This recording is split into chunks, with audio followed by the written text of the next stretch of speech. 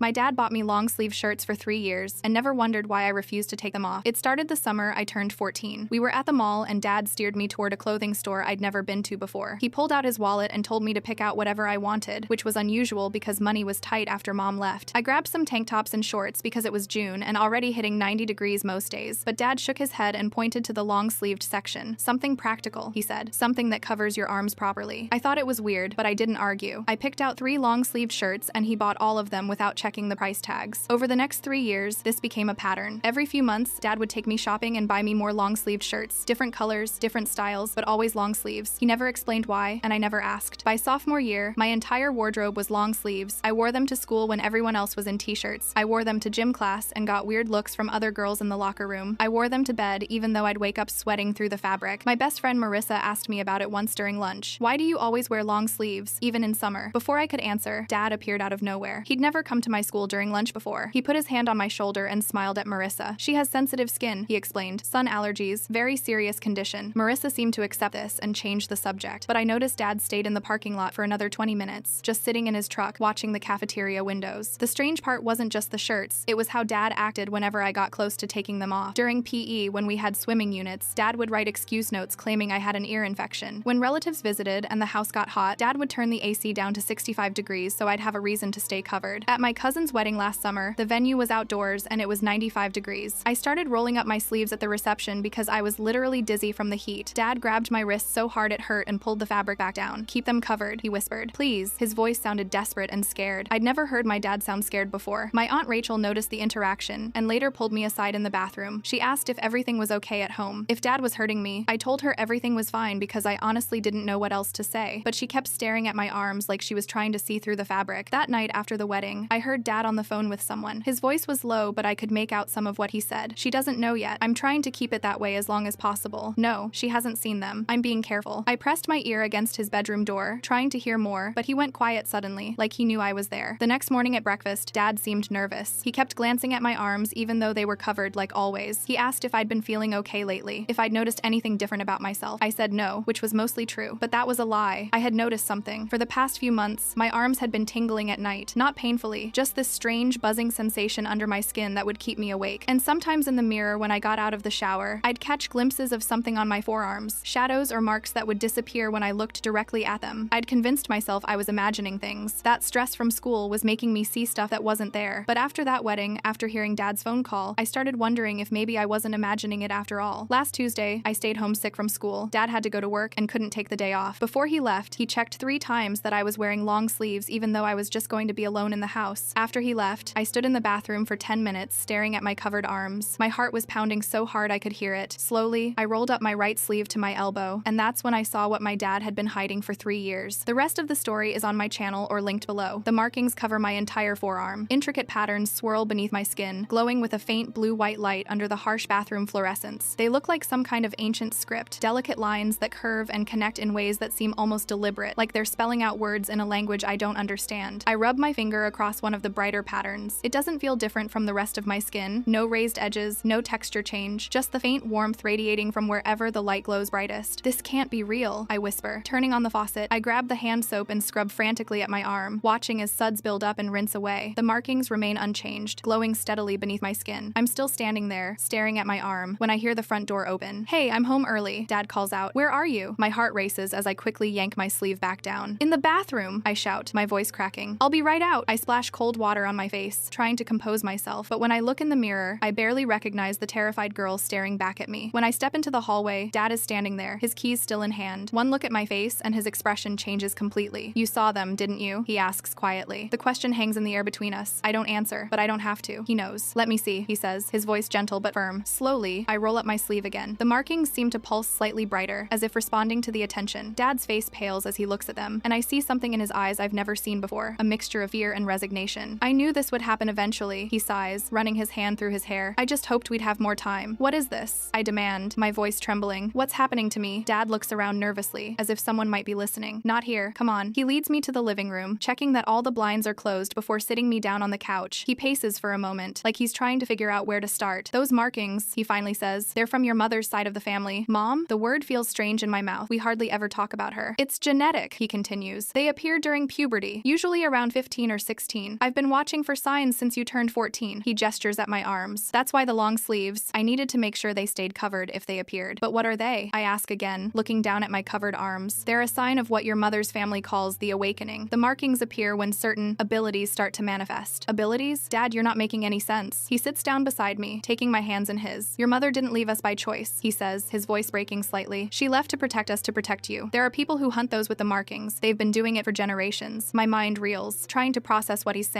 Hunt? Like kill? Sometimes worse, Dad says grimly. They want what the markings represent. Power, knowledge, abilities that most people don't have. I pull my hands away from his. You're scaring me. Good, he says firmly. You should be scared. This isn't a game. Those people who hunt your kind, they're very real and very dangerous. My kind. Dad sighs heavily. I'm not explaining this well. Your mother would know what to say. He looks at me with sad eyes. The markings are beautiful, aren't they? I nod slowly, remembering the intricate patterns. They're like a map, he continues. A key to something ancient. Your mother tried to explain it to me once, but there were parts even she didn't understand. All I know is that they're passed down through her bloodline, and they mark you as special. Is that why Aunt Rachel was asking about my arms at the wedding? Did she know? Dad nods. Rachel suspected. She saw similar markings on your mother years ago. That's why she was concerned. She thought I was hiding evidence of hurting you, but instead you were hiding evidence of whatever this is. I gesture to my arms. I was trying to keep you safe, Dad says defensively. The longer you went without knowing, the longer you were protected. Once you become aware of what you are, the markings grow stronger, more visible. They can find you more easily then. Who are they? I ask. They call themselves collectors, Dad says, his voice dropping to almost a whisper. Your mother was taken by them 7 years ago. I've been trying to keep you hidden ever since. The revelation hits me like a physical blow. Mom didn't leave us? She was taken? Dad nods, his eyes filling with tears. I couldn't tell you. How do you tell a child that her mother was hunted down because of something in her blood? Something that might be in your blood too? I feel dizzy, overwhelmed by everything he's saying. So all this time, the long sleeves, the excuses, the paranoia it was to hide these markings? To hide you. Dad corrects. The markings are just the visible sign of what you are. And what exactly am I ask, my voice barely audible. Dad looks at me with a mixture of fear and pride. The last of your mother's bloodline. And if those markings are anything like hers, you're going to discover things about yourself that will change everything. A chill runs through me as I remember the tingling in my arms at night, the shadows I'd glimpse in the mirror. It wasn't my imagination after all. What happens now? I ask. Dad takes a deep breath. Now we prepare. The markings will get stronger, more noticeable, and eventually, the collectors will come looking. For me, I whisper. Dad nods grimly. For you. I spend the night in a research rabbit hole, hunched over my laptop with the brightness turned down low. Every search for ancient script markings on skin leads me to increasingly bizarre forums and academic sites. Some of the symbols I sketch from memory match fragments of Sumerian cuneiform, others look like obscure alchemical symbols, and a few bear striking resemblance to what linguists call proto-writing from civilizations that predate recorded history. The tingling in my arms has gotten worse since Dad's confession. It's like the markings are responding to my awareness of them, pulsing with a subtle warmth that intensifies whenever I focus on them directly. At 2 a.m., I stumble across an archived university database with photographs of ancient tablets. The symbols are eerily similar to what's on my skin. The translation notes mention vessels of power and the marked bloodline. My heart races as I download everything I can find. What are you still doing up? I slam my laptop shut at the sound of Dad's voice. He's standing in my doorway, his silhouette dark against the hallway light. Nothing, I say too quickly. Just homework. He steps into my room, eyes fixed on my closed laptop. I couldn't sleep. Dad sits on the edge of my bed, running his hand through his hair. You've been researching the markings, haven't you? When I don't answer, he sighs deeply. I understand your curiosity, but this isn't something you should be looking into online. It leaves traces, digital footprints that they can follow. The collectors? He nods grimly. They have resources, technology, they monitor certain search patterns, so I'm just supposed to accept all this without understanding what's happening to me? I pull up my sleeve, revealing the faint glow beneath my skin. These are on my body, Dad. I have a right to know what they mean. Dad reaches for my laptop. Let me see what you found. I hesitate, then hand it over. He opens it, the blue light illuminating his tired face as he scrolls through my research. With each page, his expression grows more alarmed. This is exactly what I was afraid of, he mutters. Then without warning, he yanks out my laptop's battery. What are you doing? I cry out. Protecting you, he says, pocketing the battery. Tomorrow we'll get you a new laptop. This one needs to disappear. You can't just, I can and I will, he snaps with unexpected ferocity. You have no idea what you're dealing with. The lamp on my nightstand suddenly flickers, then the bulb explodes with a pop, showering glass onto the floor. We both freeze in the darkness. Did you? Dad whispers. I don't know. I answer truthfully, my heart hammering. The next morning, Marissa comes over to study for our history test. We spread our textbooks across my bedroom floor, but I can barely focus. Every few minutes, I catch her glancing at my arms. Are you okay? She finally asks. You seem different. I'm fine. I lie, tugging at my sleeves. You know you can tell me anything, right? She reaches for my arm, and I jerk away instinctively. Sorry, I mutter. Just jumpy. Your arm was glowing last night, she says quietly. I freeze. What? When we were studying late at the library, your sleeve rode up, and I saw this weird blue light. She leans closer. I thought it was just the fluorescent lights playing tricks, but before I can respond, the doorbell rings. Dad's voice calls up the stairs, sounding tense. Can you come down? Aunt Rachel's here. Marissa gives me a look. We're not done talking about this. Downstairs, Aunt Rachel is pacing the living room. She stops when she sees me, her eyes immediately going to my covered arms. Show me, she demands without preamble. Dad steps between us. Rachel, we agreed. That was before I knew they'd started appearing. She cuts him off. I need to see them. The intensity in her voice makes me slowly roll up my sleeves. The markings are more visible than yesterday, the patterns more defined. Aunt Rachel inhales sharply. It's true, she whispers, reaching out to trace the patterns with her finger. You're the last one, the marked one. The what? I ask. The last of your mother's bloodline to bear the full markings. She looks at Dad accusingly. You should have told me sooner. I was trying to protect her, Dad insists. By keeping her in the dark? That's the worst thing you could have done. Aunt Rachel turns back to me. These markings are a map, a key, and a weapon, all in one. They connect you to knowledge that's been hidden for millennia. That's enough, Dad says sharply. No, it's not enough, I shout, suddenly furious. The textbooks on the coffee table slide off and crash to the floor without anyone touching them. We all stare at them in shocked silence. It's starting, Aunt Rachel murmurs. Dad sinks into a chair, his face pale. Your mother could do that too. When she was upset, things would move. Where is she, Dad? The truth this time. He looks up at me, eyes glistening. You said she left to protect us, I counter. That's what I believed for years, he admits. But 6 months ago, I received proof she's alive, being held somewhere. And you didn't tell me? I was going to wait until you were 18, until you were ready to